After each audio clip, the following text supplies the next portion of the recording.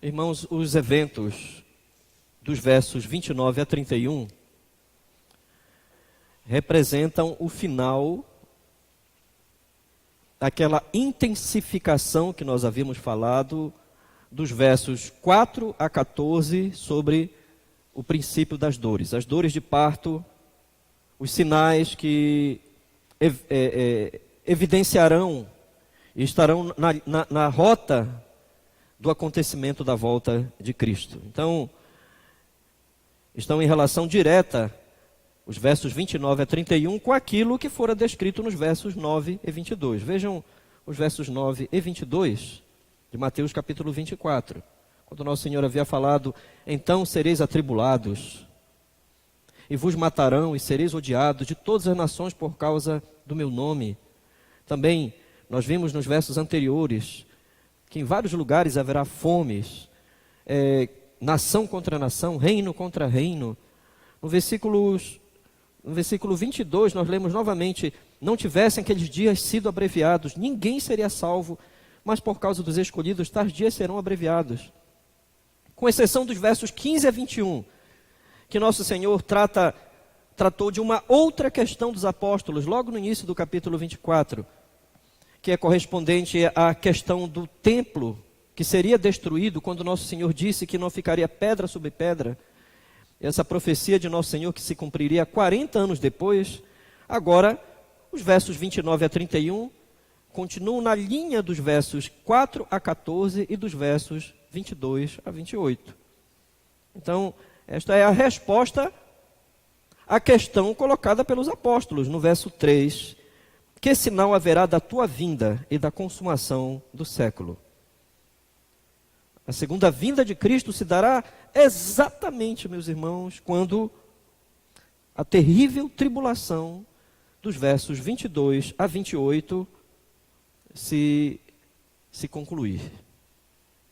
Então, a primeira coisa que temos que ter em mente quando chegamos a um tipo de texto como este, escatológico, temos que ter em mente que o nosso Senhor Jesus Cristo, pelo menos aqui há 2 dias de ir à cruz, quando ele fez este ensino no monte,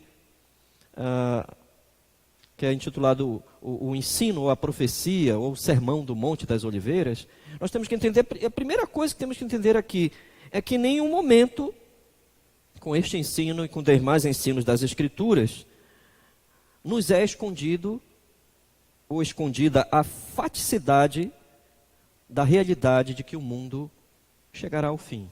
O mundo tal qual nós conhecemos. O mundo com as suas leis físicas, naturais, o seu equilíbrio térmico, a sua condição de habitação, o nosso ambiente, a vida que nós temos aqui, que ainda nos propicia poder existir. Meus irmãos, Deus é soberano, é Senhor. O universo pertence a Ele. Nós nunca devemos esquecer isso.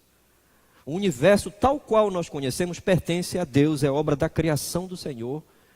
Deus é soberano sobre a sua criação. O universo não nos pertence. O universo e a terra, meus irmãos, são uma manifestação do poder do Senhor. Os elementos na terra foram outorgados ao homem, em Gênesis capítulo 1, para que o homem pudesse administrar aquilo que existe no planeta Terra para a glória e honra do Senhor. Mas Deus é Senhor do universo. E desde que Ele enviou o seu Filho ao mundo, o tempo não estará mais se prolongando da terra. O tempo deste mundo e do universo estará, pelo contrário, regredindo.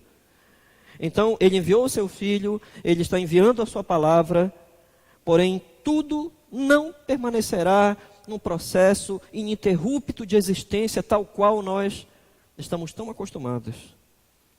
O que nós temos aqui nesta passagem, meus irmãos, é um quadro final dos tempos, que antecede a volta de Cristo, e que de uma só vez, inúmeras profecias estão concentradas aqui. Há profecias aqui relacionadas a Joel, Daniel, Isaías, Amós, Zacarias. Meus irmãos, profecias ali de Enoque, reconhecida no Novo Testamento. E, meus irmãos, o retorno de Cristo é o centro de todos os ensinos nas profecias bíblicas. Nem foi necessário, se os irmãos olharem nas suas Bíblias, nem foi necessário que o evangelista Mateus fizesse destaque de todos esses textos, porque são muitas passagens que vêm à mente de nosso Senhor na hora que Ele fala. Os destaques se mostrarão à medida que nós nos concentramos em pensar nessas passagens e estudá-las. Então, o processo como é descrito aqui do fim da história humana, o processo aqui é uma revelação. Primeiro Deus deu essa revelação aos profetas. Depois o seu próprio Filho amado veio a este mundo, as proferiu, e Ele as ensina aqui com uma maestria, uma claridade, e depois elas se mostram, essas profecias, na forma como os apóstolos as descreveram no Novo Testamento, sob a inspiração do Espírito de Deus. Mas o mais impressionante é que o maior de todos os eventos, que finalizará a realidade tal qual nós a conhecemos, o maior de todos os eventos será súbito, espantará, causará dor, primariamente à consciência humana. Contudo, por um outro lado, haverá um grupo menor, mas muito satisfeito, muito feliz. O grupo daqueles que têm a marca, possuirão a marca do Evangelho da Graça neles. A grande diferença entre crentes e não crentes, nós também vemos aqui, meus irmãos. Na perspectiva que ambos possuem da história nesse quadro. Como é que nós vemos a nossa vida no quadro da história, descrita pela palavra de Deus, em relação ao que ela está falando no tempo que nós teremos de viver neste mundo? Como é que nós vemos a nós mesmos em relação a este quadro que nós temos hoje aqui? Meus irmãos, é tremendamente triste o que acontece hoje em muitas pessoas que se dizem crentes, né? Tremendamente triste. É tremendamente triste o número exorbitante de pessoas, de crentes que não gostam de falar sobre a morte. Crentes que não gostam de que se pense na morte, crentes que não gostam de pensar na velhice, na sua idade avançada, crentes que não gostam de pensar que devem estar se preparando para se encontrar com Cristo. É tremendamente triste isto. Muitas pessoas retiram os sermões das igrejas supostamente para não deprimir pessoas. Isto lhes causa pesar, lhes causa tristeza, quando deveria produzir nelas exatamente o contrário, exatamente o exato oposto. Em 1 Coríntios, meus irmãos, capítulo 15, verso 19, nós lemos Paulo falando exatamente sobre isto. O apóstolo Paulo, dentro de um contexto grego, de influência helenista, aliás, quando a cultura da época não gosta de pensar na vida após morte, nem na ressurreição, não acreditava na ressurreição, o apóstolo Paulo diz, então, em 1 Coríntios 15, 19, se a nossa esperança em Cristo se limita apenas a esta vida, somos os mais infelizes de todos os homens. Algumas versões trarão, o crente que pensa assim é o mais miserável. Se uma pessoa que se diz de Cristo pensa assim, algumas expressões mais infelizes, outros mais miseráveis, mas literalmente a expressão é uma pessoa digna de dó. No grego é uma pessoa que nós deveríamos ter pena desta pessoa. Pessoas que afirmam pertencer ao Evangelho, mas se apegaram tanto a esta vida, se apegaram tanto à condição, a sua condição social, os seus relacionamentos. Eu não digo que isso seja mal, seja ruim em si mesmo, mas se apegaram tanto que não esperam que algo infinitamente maior na eternidade está preparada para aqueles que amam a Cristo e foram chamadas por Ele. Religiosos que não gostam de pensar no céu são pessoas dignas de dó. São pessoas incertas, são pessoas que não têm o poder da palavra na sua alma. não buscam, não pensam, não desejam as coisas do alto. Meus irmãos, a falta de interesse numa vida cristã mais profunda, mais real, mais verdadeira, ainda nesta vida, a falta disto é sinal de miséria. É sinal de que nós estamos vivendo uma vida miserável, sem compreender a profundidade do nosso chamado. O grande teólogo puritano Thomas Brooks, em 1654, escreveu uma obra maravilhosa para despertar as igrejas da sua época. Ele escreveu Heaven on Earth, céu na terra. Ele diz que a fé nas promessas do Senhor, a promessa do Senhor em Cristo, no Evangelho da graça, traz o céu para o nosso coração, traz o céu para nosso íntimo. Nós vamos desejar o céu antes de entrar nele. E meus irmãos, antes de tomar posse do céu, um crente tem que pensar no céu, ele tem que desejar o céu. Ele tem que entender o que é esta vida em relação ao céu. Meus irmãos, então, nós vamos tentar entender aqui essa descrição que nosso Senhor faz, o verso a verso, que eles concentram uma ideia e no final nós fecharemos o entendimento da passagem. Irmãos, primeiramente no verso 29, a volta de Cristo terá imediatamente, antes da sua volta, o que é mais próximo à sua volta, mais intenso à sua volta, serão os fenômenos cósmicos. A própria natureza exibirá de forma mais direta a ira de Deus sobre os seres humanos. Verso 29, meus irmãos, nós lemos: logo em seguida, a tribulação daqueles dias, o sol escurecerá, a lua não dará a sua claridade, as estrelas cairão do firmamento e os poderes do céu serão abalados. O verso 29 tem pelo menos 3 linhas de interpretação, meus irmãos. São 3 linhas principais de interpretação. Eu vou comentar brevemente as 3. A primeira linha de interpretação é que muita gente acredita que aqui não tem um literalismo, que a volta de Cristo não é marcada por um literalismo esses elementos.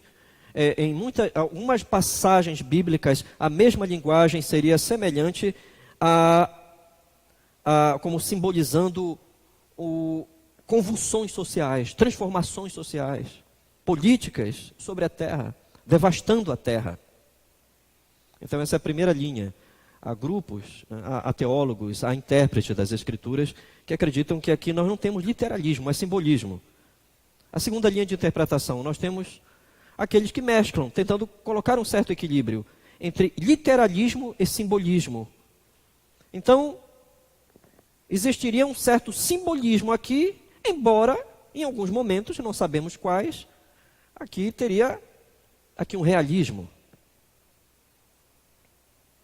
Mas, meus irmãos, a terceira e última linha é a interpretação literal. Esta é a linha reformada. Esta é uma das linhas mais rejeitadas. É a linha dos reformadores. Acreditarem que a palavra de Deus aqui não está utilizando de metáforas, a não ser quando uma metáfora é indicada no texto como quando ela está descrevendo um fato real com metáforas. Mas, meus irmãos, como é que nós podemos entender de modo literal os eventos cósmicos do verso 29? Em primeiro lugar, estes eventos, meus irmãos, são uma consequência do ensino profético. Todos os ensinos proféticos primariamente mostram que o retorno de Cristo está envolvido em um sério contexto, meus irmãos, não apenas de convulsões sociais, não apenas de um abalo nos relacionamentos e na perseguição da igreja. Os irmãos têm isto. Vejam, por favor, os versos anteriores, o verso 4 até o verso 14. Aqui estão convulsões sociais, fomes, nação contra nação, reino contra reino. Aqui está terríveis males como a igreja apostatando, muitas pessoas que afirmam ser crentes, afirmarão ser cristãs, apostatando, esfriando. Os irmãos verão aí no verso 22 a 28, terríveis males e tribulações. Então, aqui, em primeiro lugar, estas convulsões sociais, morais, estão todas aqui. Então, meus irmãos, os conceitos que temos aqui são conceitos proféticos, e eles estão se mostrando sobre a condição da existência, tal qual nós a conhecemos e estamos acostumados com ela. Eu vou dar um grupo de referências para os irmãos, porque eu não lerei todos. Lerei apenas alguns que eu destaquei, mas você pode anotar. Por exemplo, nosso Senhor fala muito na linha de Isaías, capítulo 13, verso 9 e 10. Isaías, capítulo 13, verso 9 e 10. Isaías, capítulo 34, versículo 4. Nosso Senhor está falando muito na linha de Ezequiel 32, verso 7. Joel, capítulo 2, verso 31. O texto que o apóstolo Pedro cita no seu sermão em Atos, capítulo 2, né? Que é a mesma referência a Joel. Amós, capítulo 8, verso 9. Todas essas passagens estão concentradas na maneira como o nosso Senhor Jesus Cristo afirma esses fenômenos, esse cataclisma que ocorrerá com a natureza. Então, o próprio livro de Apocalipse vai repetir, usando um pouco mais de metáforas ou de figuras de linguagem, para tentar explicar exatamente que esses fenômenos serão reais. É o problema da linguagem metafórica para tentar explicar esses fenômenos.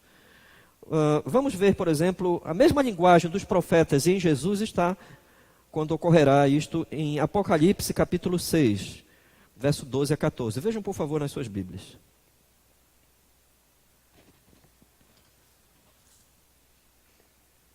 Apocalipse capítulo 6, versos 12 a 14.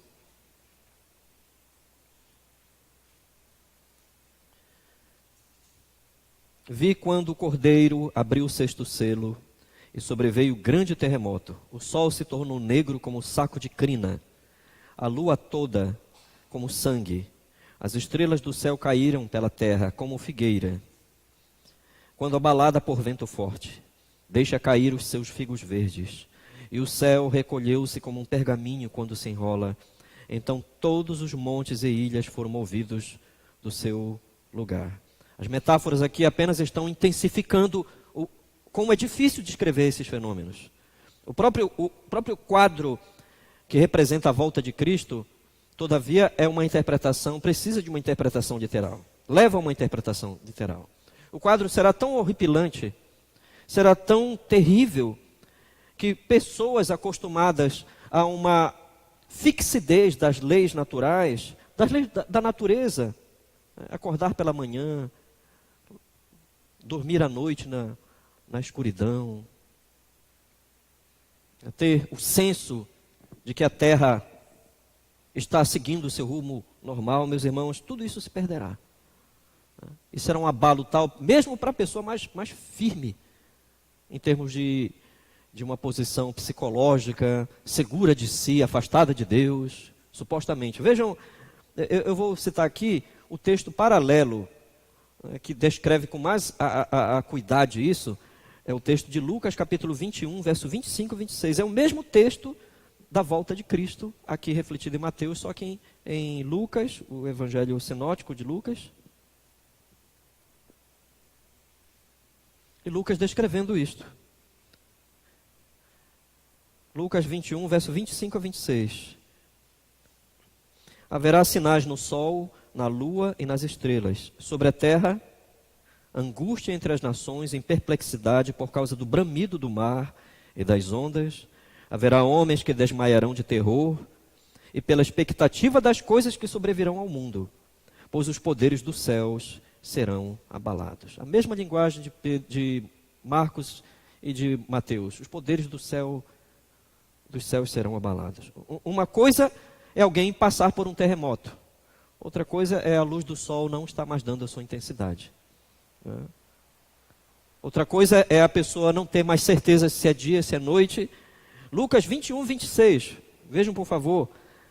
Literalmente, o texto de Lucas 21, 26 quer dizer que homens morrerão todos os dias de medo e de pavor. Quando Lucas afirma, haverá homens que desmaiarão de terror, ele não está falando de desmaio, porque o verbo grego aqui, apospirro, no grego, significa expirar. A pessoa vai expirar, ela vai liberar o ar, ela vai perder a vida. De tanto medo, de tanto terror. Homens morrerão todos os dias, muitas pessoas do coração. Dado o terrível clima em que a terra, as condições a ausência de condições naturais estão acostumados, né? Muitos ímpios morrerão de terror quando estiver próximo à volta de nosso Senhor Jesus Cristo.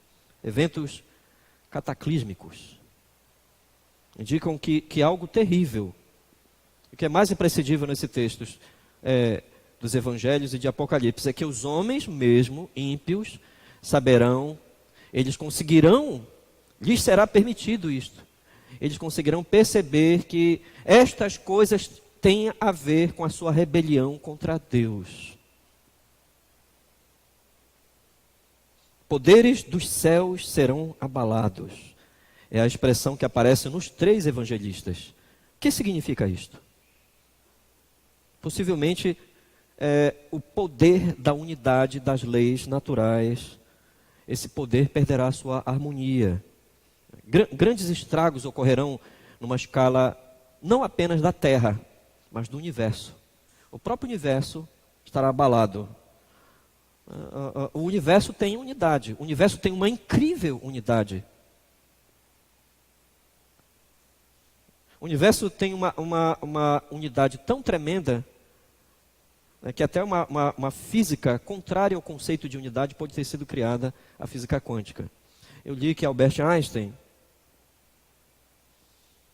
quando teve que fazer os cálculos, eu não sou físico, nem tenho a pretensão de tal coisa, mas eu li que Albert Einstein, quando foi fazer o cálculo dos movimentos, da relação entre tempo e espaço, os movimentos no espaço, ele teve que rever a condição do espaço euclidiano. O espaço euclidiano é que a menor distância entre 2 pontos é uma reta. Só que no espaço não funciona esse conceito. No espaço, a menor distância entre 2 pontos, possivelmente é uma curva. Mas o impressionante é que ele infere isso, ele infere. Ainda assim, ele inferiu de um processo de equilíbrio que existe na natureza. De movimentos contínuos da natureza. A grande questão para nós aqui, teológica, no verso 29, é: por que o ponto de equilíbrio da natureza será retirado da própria natureza? Meus irmãos, eu comecei o culto falando sobre isto. Desculpe, a exposição. Porque Deus é Senhor do universo. Porque Ele criou os homens, colocou estes homens na terra, e estes homens não vivem para a sua glória. Eles não vivem para o seu louvor. Não o glorificam. Nem na sua obra da criação, e nem muito menos ainda na sua obra redentora, em seu Filho, meus irmãos. Então o equilíbrio da natureza é um equilíbrio que o próprio Deus determina esse equilíbrio, e Ele pode retirá-lo. Ele pode dar isto como um sinal de que as coisas não estão boas entre os céus e nós. Há teorias hoje que afirmam que se alguns astros passarem muito próximos à Terra, ou passarem uma determinada distância, podem prejudicar o seu movimento, o movimento do seu eixo central. Então a Terra vai começar a ser muito abalada por causa do desequilíbrio no próprio universo. Existem teorias. E o nosso Senhor Jesus está dizendo aqui, logo em seguida, a tribulação daqueles dias, o sol escurecerá, a lua não dará a sua claridade, as estrelas cairão do firmamento, e os poderes dos céus serão abalados. Eu disse para os irmãos que eu trarei aqui pelo menos alguns versículos em relação àqueles vários que eu citei, mas eu selecionei aqui Isaías capítulo 13, verso 9 e 10. Vejam por favor ali. Isaías capítulo 13, verso 9 e 10.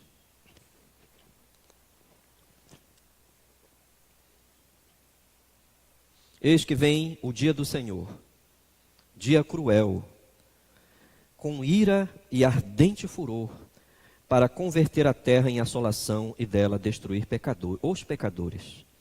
Porque as estrelas e constelações dos céus não darão a sua luz. O sol, logo ao nascer, se escurecerá, e a lua não fará resplandecer a sua luz. Isaías capítulo 13, verso 9 e 10 estão dizendo a causa disto. A causa dos grandes e terríveis fenômenos, esses cataclismas no final dos tempos, que abalaram o universo. A causa é a ira de Deus. Ele vem justar contas. Ele não justará contas apenas com os seres humanos lançados ao inferno ou à segunda morte. Ele não fará apenas isto. E nós não podemos mitigar este assunto, meus irmãos. Aqui haverá tamanha manifestação da ira de Deus, que a própria natureza, a unidade da natureza, das leis da natureza, perderá o seu equilíbrio. Talvez a pergunta mais séria, aliás, a pergunta mais séria que temos que fazer hoje é: como nós estamos vivendo o curso da história em relação à eternidade? Como é que nós estamos vivendo cada dia que está nos sendo dado, está nos sendo permitido? Como estamos vivendo isso em relação à eternidade? Não haverá um tempo indefinido para a vida humana. Nem eu e nem você vamos viver também de forma indefinida aqui. Mesmo que Cristo não volte nos nossos dias, nós haveremos de morrer. Não haverá para os nossos netos, bisnetos, talvez nem para os nossos filhos. Não haverá uma realidade contínua de um mundo que de repente vai voltar a ser o que ele era e as condições naturais vão se soerguer novamente. Ainda que os homens inventassem ou tivessem uma ciência capaz disto, ainda assim a ira de Deus se daria sobre a ciência. Se os homens criassem algo que pudesse recriar a natureza, totalmente, Deus retiraria isso dos homens. Deus retiraria esse poder dos homens. Não haverá aquilo que o filósofo do século XIX, Nietzsche, falou quando teve uma visão, segundo ele, uma visão não mística, que Nietzsche era ateu, mas uma visão que ele teve em Salisbury, na Europa, quando Nietzsche disse que entendeu que se o universo não tem um final, não chegou ainda a um propósito, é porque esse propósito nunca chegará, então a Terra sempre estará no eterno retorno. O eterno retorno, todas as coisas vão voltar a ser o que eram de tempos em tempos. Meus irmãos, não existe isso. Isso é falácia filosófica. Não existe isso. Existe a palavra de Deus. E é isso que temos que pensar nesta noite. Mas o verso 30, meus irmãos, no verso 30, nós lemos: então aparecerá no céu o sinal do Filho do Homem. Todos os povos da terra se lamentarão e verão o Filho do Homem vindo sobre as nuvens do céu com poder e muita glória. Espero que os irmãos lembrem do princípio que nós estamos interpretando essa passagem. O princípio fundamental aqui é que compreender que o Senhor Jesus está fazendo afirmação com base em uma série de passagens proféticas. E ele nem sequer faz referência a quais passagens, de tão conhecidas que elas já eram. E nós podemos achar facilmente. Por exemplo, nosso Senhor está falando sobre a sua volta aqui, como ela exatamente se dará. Ela não se dará, por exemplo, por meio daqueles grupos que nos versos 22 a 28 disseram que ele veio de novo escondido, de uma forma humilde, ou que ele está no deserto, ou que ele está nas câmaras secretas, em grupos isolados, como os mormons ensinam ainda hoje isso. Cristo não virá assim, ele virá de forma visível, gloriosa. Ele virá como sempre ele foi eternamente, Deus e Senhor. Mas quando o nosso Senhor, meus irmãos, vai definir de uma forma a nos ensinar sobre a sua volta, ensinar a igreja que ele está fazendo aqui, ele vai mostrar isso nos termos de dois profetas. o profeta Daniel e o profeta Zacarias. Ele combina as duas passagens, elas estão combinadas aqui. Vamos à primeira delas. Daniel, capítulo 7, versos 13 e 14. Ele está falando nos termos, primeiro, do profeta Daniel. Daniel, capítulo 7, verso 13 e 14. Eu estava olhando nas minhas visões da noite, e eis que vinha com as nuvens do céu, um como o filho do homem. E dirigiu-se ao ancião de dias, e fizeram chegar até ele, e o fizeram chegar até ele. Foi-lhe dado domínio e glória, e o reino para que os povos, nações e homens de todas as línguas o servissem. O seu domínio é domínio eterno, que não passará, e o seu reino jamais será destruído. Presta atenção que a profecia de Daniel é que numa visão à noite, possivelmente em sonhos, Deus manifestou ao profeta Daniel que viria entre as nuvens do céu um como o filho do homem. Estas nuvens aqui, na visão de Daniel, não são nuvens normais. O nosso conceito de nuvem, para nós hoje, é muito diferente, é um conceito muito científico, é muito diferente do conceito de nuvem na Bíblia. Aqui ele está se referindo à nuvem, o séquito divino, a Shekinah de Deus, que se mostrava no Antigo Testamento, todas as vezes que Deus vinha e se manifestava à terra, como quando ele se manifestou ao povo de Israel. A coluna de fogo à noite, a coluna de nuvem durante o dia, a nuvem que se mostra quando o templo de Salomão é constituído, o tabernáculo é feito, a glória de Deus, essa nuvem gloriosa. Não são nuvens normais, são nuvens da glória eterna de Deus. Elas estão em contraste, porque a glória de Deus se mostra em relação ao próprio Deus. Mas aqui diz que essas nuvens gloriosas, esse Shekinah divino, está em relação, em um contraste a um que é como um filho do homem. Então Daniel se inibe de descrever os detalhes do que ele viu, mas ele acrescenta este ponto: a forma, a aparência. Parece um ser humano que surge nos céus e todas as pessoas verão. A aparência é humana, mas a glória é divina. Ele possui humanidade. Sua forma é humana, mas ele tem autoridade para dirigir-se ao ancião de dias, que é Deus, Deus Pai, e Deus lhe dá todo o domínio que pertencia, que Deus havia dado a Adão em Gênesis 1:26. O domínio sobre todas as coisas que foram criadas. Meus irmãos, precisamos chegar ao segundo profeta que Jesus utilizou, que é Zacarias. Zacarias capítulo 12, verso 10. Essas imagens proféticas, meus irmãos, é muito melhor nós trabalharmos com elas do que, como disse certo teólogo, disse com muita sabedoria, nós não podemos criar teologia em suposições. Então é melhor nós irmos para aquilo que Jesus falou.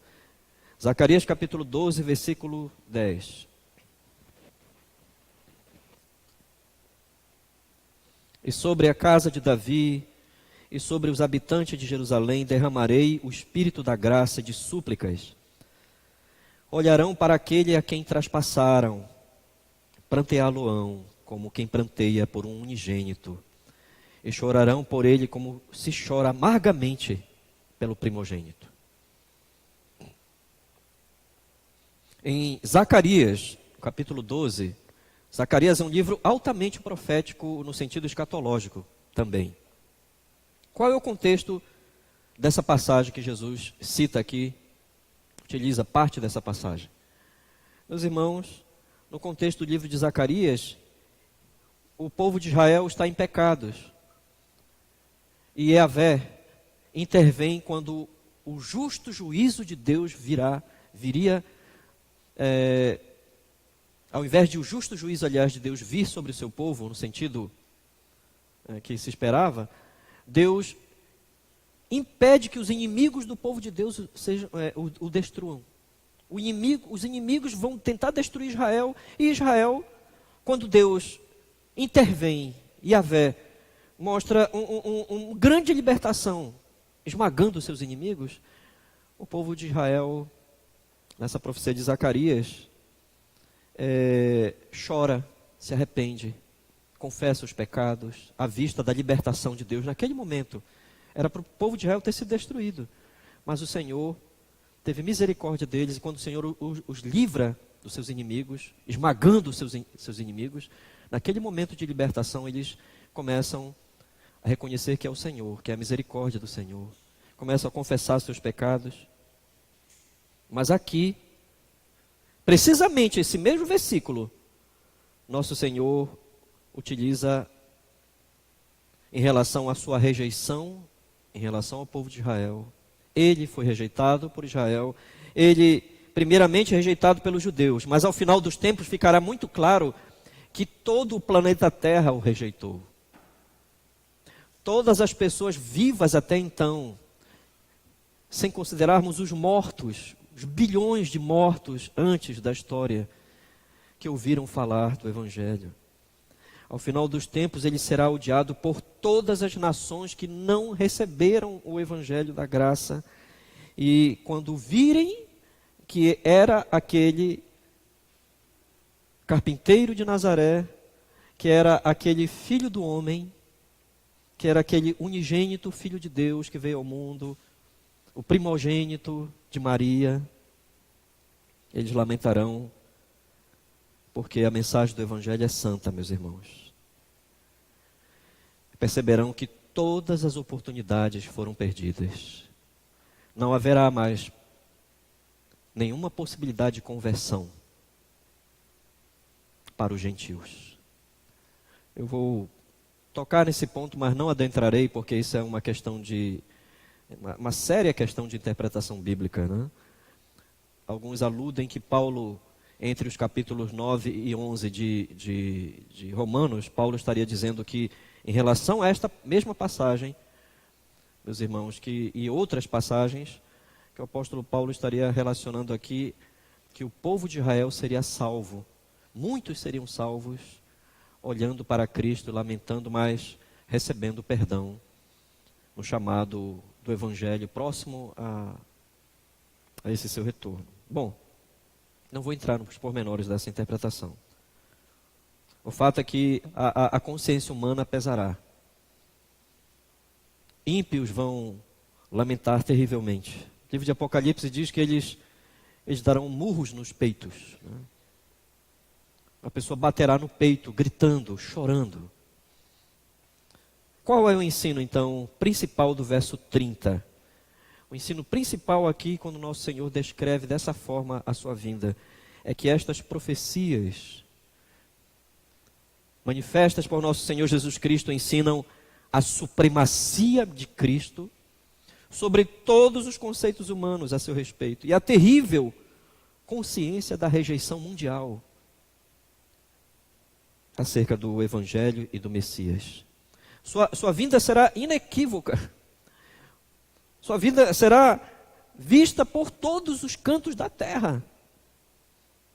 Nós temos agora condições de entender melhor, meus irmãos, a frase do livro de Daniel, exposta aqui nesse versículo 30. Então aparecerá no céu o sinal do Filho do Homem. Que sinal é este? Que sinal é este? Ao surgir nos céus, a maneira como a segunda vinda se evidenciará, a própria maneira como ela se evidenciará, meus irmãos, é um sinal de que o reino de Deus se estabeleceu. Que o antigo aeon, a palavra grega do Novo Testamento, época e era em que o pecado dominou os seres humanos, o diabo, Satanás, e todo o poder das trevas, esse aeon termina. Então, o nosso Senhor sempre falou do seu reino.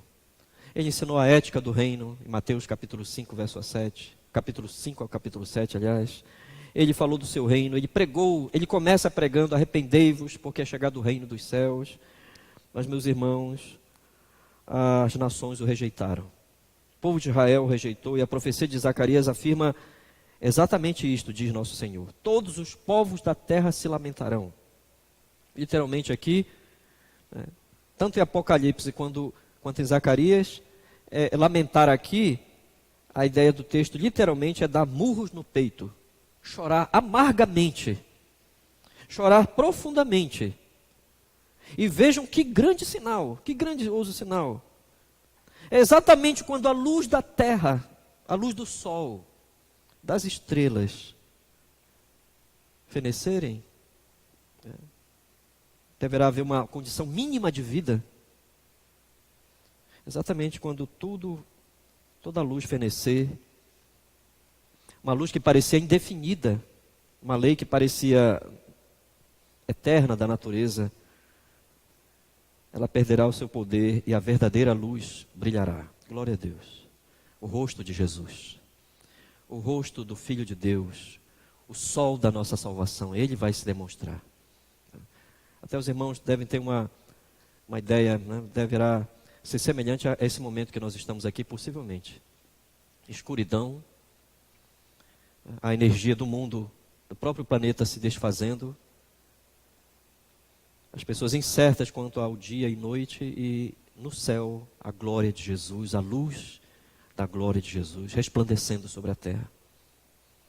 Meus irmãos, vamos ao verso 31, que encerra também um pensamento.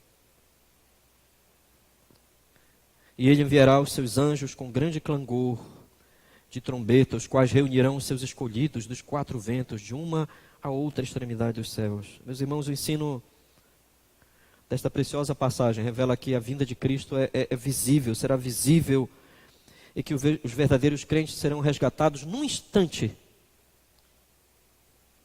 É difícil aqui até descrever o processo se haverá um processo de sucessão nos eventos, de tão intenso que serão, meus irmãos. O que significa realmente o arrebatamento? O arrebatamento, meus irmãos, significa que os salvos serão separados imediatamente.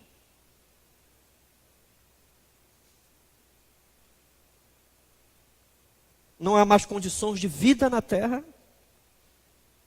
e os homens ímpios terão que ir para a condenação e para o juízo, mas não havendo condições de vida na terra, os salvos serão separados imediatamente, e eles serão habilitados com novos corpos espirituais a poderem receber novos céus, nova terra, o reino de Deus, onde habita a justiça. Eles não serão resgatados por acidente. Os irmãos verão que o que vai acontecer, meus irmãos, é que muitos crentes anteriormente, que viveram antes de nós, muitos crentes, aquele crente que deu um testemunho, que você lembra dele, esse crente vai, de repente, surgir imediatamente antes dos crentes que estiverem vivos, e é possível que os crentes que estiverem vivos verão aqueles que já estiveram mortos há muito tempo, encontrando-se com eles com novos corpos nos céus. Mas uma coisa é certa, por outro lado, será impossível que uma pessoa que foi arrebatada, ao ser transformada simultaneamente, ela veja novamente os seus parentes, os seus filhos, os seus amigos, que estarão chorando amargamente naquele momento, porque ouviram o Evangelho e o rejeitaram. A última lembrança, por assim dizer, se é que eu posso descrever isto, a última lembrança, por assim dizer, de um crente arrebatado, será o choro de bilhões de seres humanos na terra, ecoando na terra, contemplando a Cristo, sabendo que ali chegou o fim deles, e nem sequer terão mais os seus parentes crentes para lhe falarem do Evangelho, orarem por eles, nesses instantes tão terríveis. Nós lemos sobre isto, meus irmãos. Vamos para uma referência bíblica, a primeira aos Tessalonicenses, capítulo 4, verso 14 e 17. Paulo instruindo a igreja em Tessalônica para não ter uma ideia errada da volta de Cristo. A volta de Cristo é a esperança do crente.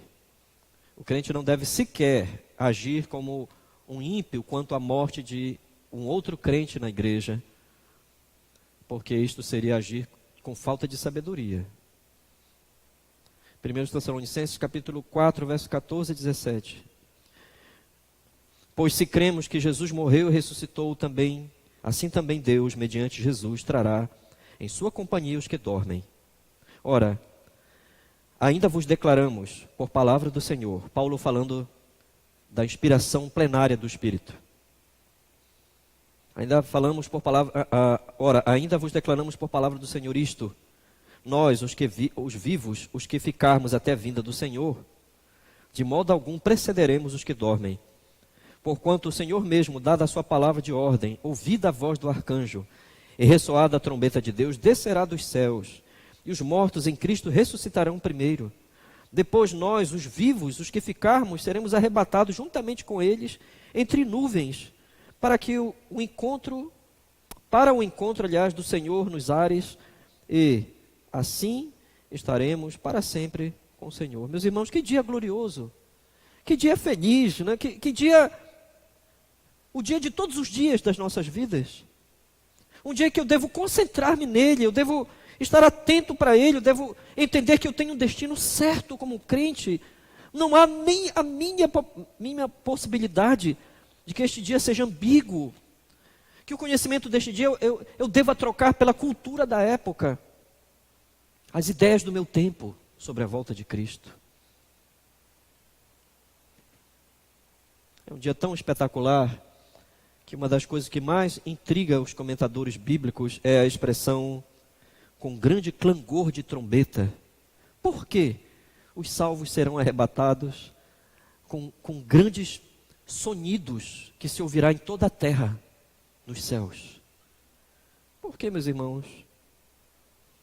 Porque o som de trombeta, que se sabe das Escrituras, que o som de trombeta é um som de quando Deus vai definir algo, manifestar algo que é certo. Algo que Deus prometeu fazer e Ele fará. Então, meus irmãos, haverá um som celestial de grande vitória. É um som de vitória e, ao mesmo tempo, um som de choro e lamento, de espanto, de muita gente chorando, de bilhões de seres humanos. Pessoas delas, muitas delas serão próximas a nós. Por muitas delas nós oramos durante muito tempo. Por muitas delas nós sofremos, fomos rejeitados. E o contexto dos versos 4 a 14 e 22 a 28 mostram que muitas delas, no final dos tempos, perderão seu controle. E seguindo a Satanás, odiarão a igreja. Vamos, irmãos, então, para as lições, para terminarmos esta noite. A exposição.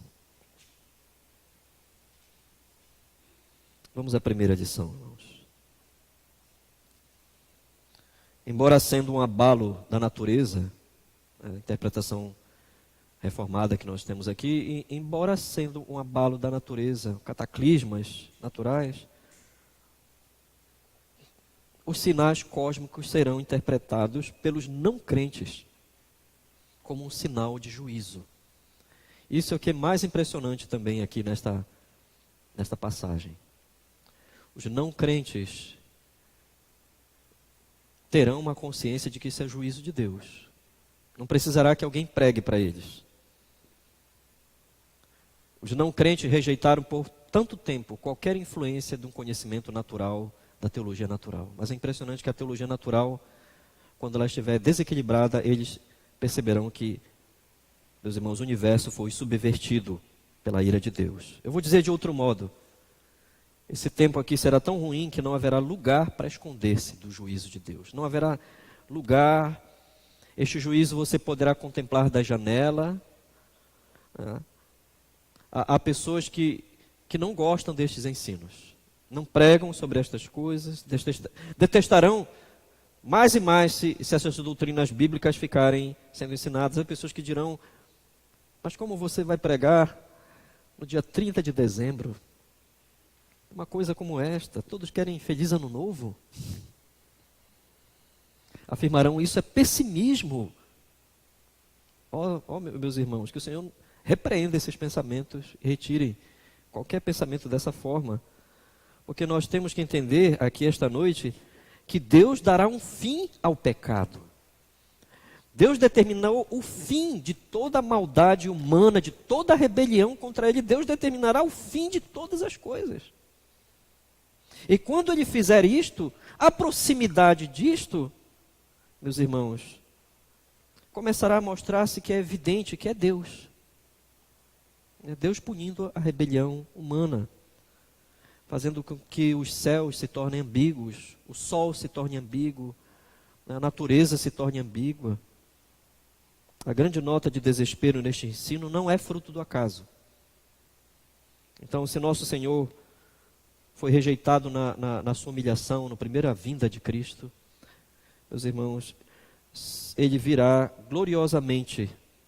Não é ambíguo, porque o mundo estará ouvindo, como tem ouvido, tem recebido, de alguma forma, as impressões do Evangelho da graça. Os não crentes não aguardam novos céus e nova terra.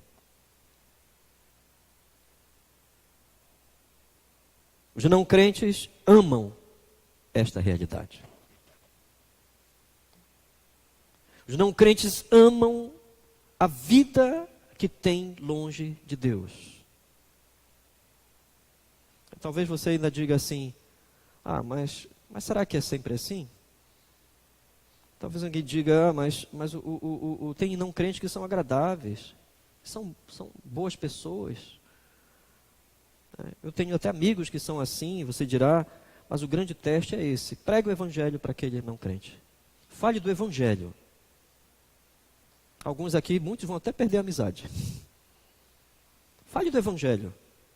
Pregue o Evangelho da graça. Pregue sobre o dia final em que as pessoas estarão sofrendo isto. Fale do Evangelho. Fale de Cristo como Senhor, Salvador. Isto me leva à segunda lição, meus irmãos. A suprema glória do Filho do Homem consumará a história e a sua ordem. Já vimos isto aqui quando todas as luzes das leis naturais, tudo perder o seu vigor. Se eu usasse uma linguagem mais técnica, quando a natureza estiver com a sua energia menos condensada, a luz da glória de Cristo é que se manifestará. Isto significa que a pessoa mais rejeitada, desde Adão até o fim da humanidade, é exatamente esta pessoa que dará fim à história humana. Jesus Cristo, o Senhor. A pessoa mais rejeitada, mais odiada. Então eu digo aos irmãos esta noite, com base nisto, a volta de Cristo ainda talvez não aconteça de hoje nem amanhã, ou talvez sim, mas os salvos, como um crente, nós devemos lutar pela glória de Cristo, neste mundo ainda. Nós não devemos alimentar falsos conceitos nas nossas famílias. Nós não devemos alimentar falsos conceitos entre os não salvos para agradá-los. Nós não devemos desistir de um testemunho real destas coisas. Nós devemos falar disto em nossos empregos. Nós devemos falar isso para os nossos jovens. Nós não devemos pedir que a glória de Cristo seja diminuída dentro da nossa família. Para onde a sua família está indo? Ela ainda tem ouvido o Evangelho da graça?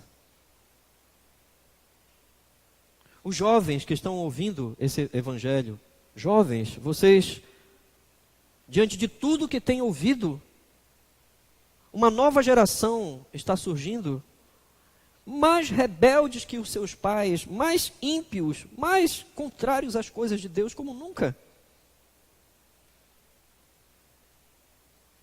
Vocês devem pregar o Evangelho. O Evangelho somente é real àqueles que o professam na vida, não àqueles que de alguma forma têm apenas uma religião chamada Evangelho. Eu não quero dizer que nós devemos ser ascetas, né? Eu não quero dizer que não existem coisas boas no mundo, nem na vida, criadas por Deus, não. Mas o que eu quero dizer é, desapegue-se, não coloque o seu coração numa maneira de viver neste mundo sem Cristo. Pois é Ele que dá sentido à história, Jesus é que dá sentido à história, a sua glória consumará a história. Vamos para a terceira e última lição, irmãos. Nada é mais imprescindível que tenhamos a confirmação da identidade espiritual dos eleitos. Nada é mais imprescindível. Vocês perceberam que aqui, no final dos tempos, não haverá nenhuma esperança, nenhuma outra esperança. Nem leis naturais, né, nem nos recursos da natureza. O único recurso, a grande segurança será a presença do próprio Senhor Jesus Cristo. O que Jesus prometeu, Ele cumprirá. O que Ele falou ao servo bom e fiel, Ele cumprirá. Não haverá outra segurança, meus irmãos.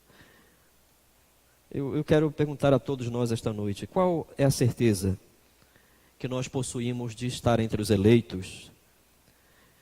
De que nosso Senhor falou aqui dos eleitos.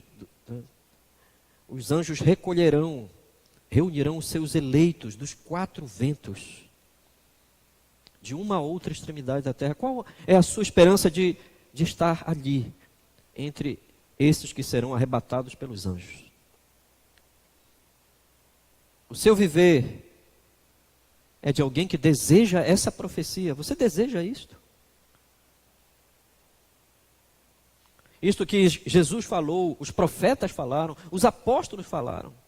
É isso que você deseja? Você ama mais os céus? Você ama mais a eternidade do que esta vida? Que tremenda pergunta, irmãos. Mais do que esta vida, tudo que você possui hoje aqui, você reage à doutrina da volta de Cristo com um senso de peso, de tristeza? Será que há alguém aqui hoje que ficou triste? Ficou muito triste porque um senso de perda das coisas, tristeza porque a vida está acabando? Ou você deseja, mais do que tudo, ser chamado naquele dia e ser identificado como alguém que vai estar entre os seus eleitos?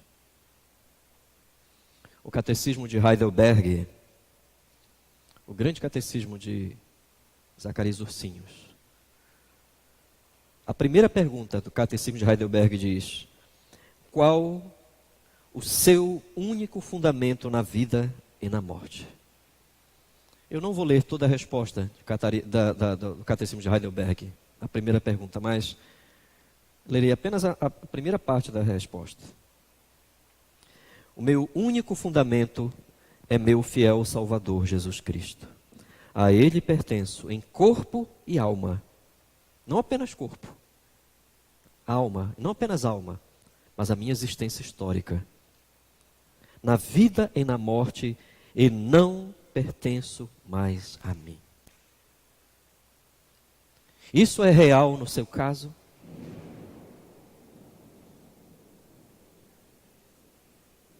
Isso é real na sua história? Cristo está voltando. Isso é real? Isso é real na sua vida, que Cristo é o seu fundamento para tudo o que acontecerá a este mundo? Não mera religião externa, mas um fundamento agora e na eternidade. Meus irmãos, que Deus nos abençoe. Que Deus desperte nossos corações com a sua palavra. Que crentes santos estejam a cada dia vivendo para a glória e honra do Senhor Jesus Cristo. Veja a si mesmo nesse quadro e prepare-se para a volta do Senhor Jesus Cristo. Vamos orar ao Senhor, irmãos.